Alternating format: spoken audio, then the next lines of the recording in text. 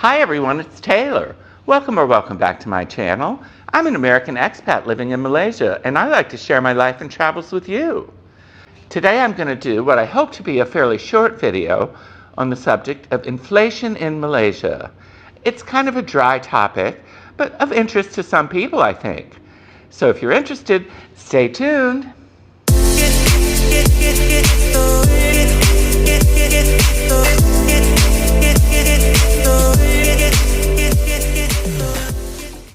I've had a lot of people ask me about inflation in Malaysia, and honestly, I didn't really notice it that much, but it's sort of creeping up on you and you just notice it a little bit at a time, and maybe that's why it doesn't seem so dramatic. When I moved from Penang to KL, I couldn't decide whether it was inflation or just the difference of cost between the two cities, because Penang is a much less expensive city in many ways. So I'm just going to go through the major points of possible inflation in different categories. I'll start with housing. Now, as many of you know, Malaysia has overbuilt considerably, with many more condominiums than there are buyers for or renters for. So therefore, the rents are very reasonable for the most part. So that sort of keeps it out of the inflation equation altogether. I suppose once demand catches up with supply, we might see some inflation in the housing market. But as of now, I don't see it at all. Now I'm talking mostly about rents, but it's probably true in the purchasing of housing too. There's just way too much supply and not enough demand, and that's good for the consumer. One thing that's a huge inflation thing in most countries is the cost of petrol, or gasoline as we call it in the US. As many of you have probably heard, the price of petrol in the US has just skyrocketed. Now it's come down some, but it's still way more than it is here in Malaysia. Now why is that, you may wonder? Well, Malaysian government controls the price of petrol. So they want it to be affordable for everyone. So I'm not sure if the government subsidizes the oil companies, or some of the oil companies might be government owned. I didn't really research into that much. All I know is that the prices are maintained by the government, and they're supposed to try to keep them affordable for all Malaysians. Now that said, you know how many times I've complained about the traffic here. So I think it's sort of maybe not the best idea for the government to supplement petrol. Maybe if they let it be a little more expensive, people might not use their cars as much. I don't know though. People just love their cars here. The third area of possible inflation is in travel and hotel costs, things like that. Now I've noticed a little bit of an increase, but there's still bargains to be had. So I'm not sure it's a big issue. Now in Penang, the hotel rates have gone up considerably lately, but I think that's more of the effect of them clamping down on the Airbnb industry and putting really heavy restrictions on that. They did that intentionally, I believe, so that the hotels could make a better profit. I could be wrong about that though. So I don't think hotels and travel are really affected that much by inflation here in Malaysia. The fourth thing I want to talk about is about the prices of new cars and motorcycles.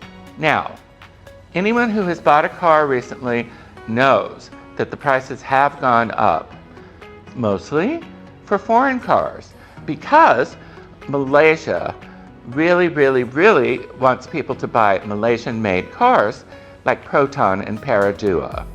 I've done a whole video on buying cars here. But if you prefer to get a foreign car like a Toyota or something, you're going to pay more because it's heavily taxed by the government for imported cars. Prices for foreign-built cars and motorcycles have gone up considerably over the last few years. For instance, I purchased my Vespa Primavera in 2015 for about 13,500 ringgit. You couldn't get one now for less than 19,000 ringgit. And I know that's been about 8 years, but that's still a very substantial increase in the price. As for local cars, the prices have remained relatively stable, and that would be Peradua and Proton. But if you want a foreign-built car, it's going to be more. Quite a bit more in some cases. For instance, the starting price for a Toyota Vios in 2020 was 75,000 ringgit. That's not too bad, only a little bit more than a fully equipped Myvi. But in 2023, it's 90,000 ringgit, a 20% increase in 3 years. So that's pretty dramatic. Luckily, the Protons and the Paraduas are good cars. So you can always get one of those and not pay exorbitant prices for it. Okay, the fifth thing I'm going to talk about is food and dining. Now that's, to me, the most dramatic increase I've seen. Now in the grocery store, I don't really notice it that much because I don't pay that much attention to the prices, and I think they increase it just little bits at a time so that you don't notice. But occasionally you'll come across an item and you think, boy, that seemed like it was a lot less expensive in the past. Oh well.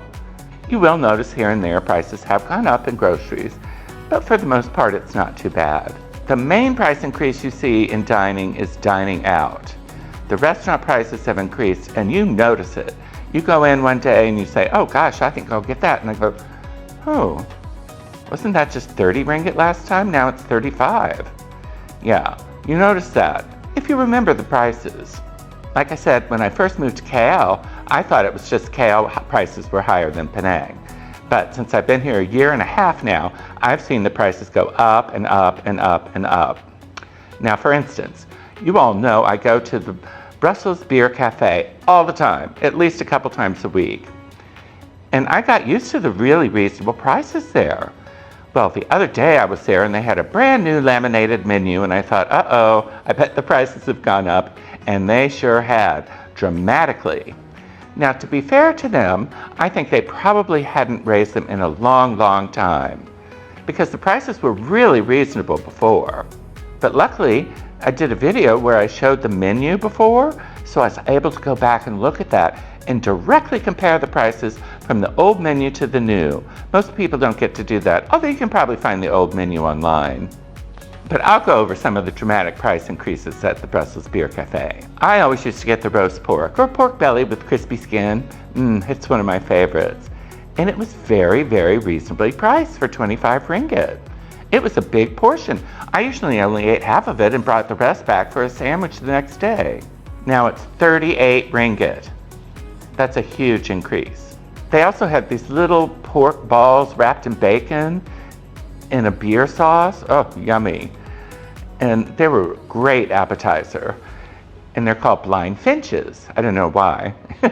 Silly name. But anyway, they were 18 ringgit before. And now they're 28. 10 ringgit more. That's a big increase too. Now the mussels, which I've gotten a few times now and just adore, haven't gone up that much. They were 60 ringgit, now they're 68, so that's not too bad. The garlic prawns were 28, they're now 35.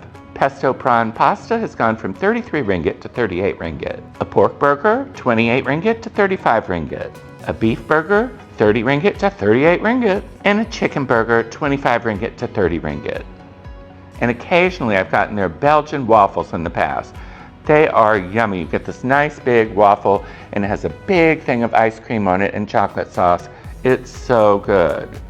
Well, it used to be a bargain price, I thought, for 15 ringgit, and now it's 20 ringgit. Still not too bad, but quite a bit more, 25%. I do want to mention that for all things that aren't on happy hour prices at the Belgian Beer Cafe, they give you 15% off your bill if you use your HSBC credit card or debit card. So I always do that, and that'll help me with these new prices. But like I said, Belgian Beer Cafe probably hasn't done it in a long time, but it's kind of shocking for people to see the prices go up that much all at once. I bet they're going to get some feedback from it. I really do. Now I'm just going to give you an overview of some of the economic indicators from Trading Economics website. It's all about economics in Malaysia. It's good news and bad. The jobless rate fell to 3.4% in June. That's really good. Retail sales also picked up in June. And construction output grows for the 6th quarter in a row. The leading economic index is up 1.8%. And now some of the not so good things. Industrial output has dropped, and imports and exports have dropped too. But the good news is the overall inflation rate for Malaysia for the last 14 months, it's the lowest in 14 months, is 3.4%. somewhere around there. It depends on what website you get the information from. So that's not too bad, and really not bad compared to a lot of other countries. I'm sure you know that. So I hope I didn't go on too long, and I hope it wasn't too boring. If you got anything out of this video, please like and subscribe, and hit the notification bell too so you won't miss any of my future videos. I do have some good news. In late September, I'm going to go to Cambodia to visit Jeremy and Claire. Oh, I'm sure you saw my interview with them. They're such a great couple and such good friends now. I'm going to spend a week there, so I'm sure you'll see more video with them, me riding a motorcycle out in the countryside, and probably having a glass of wine or two. So you can look forward to that.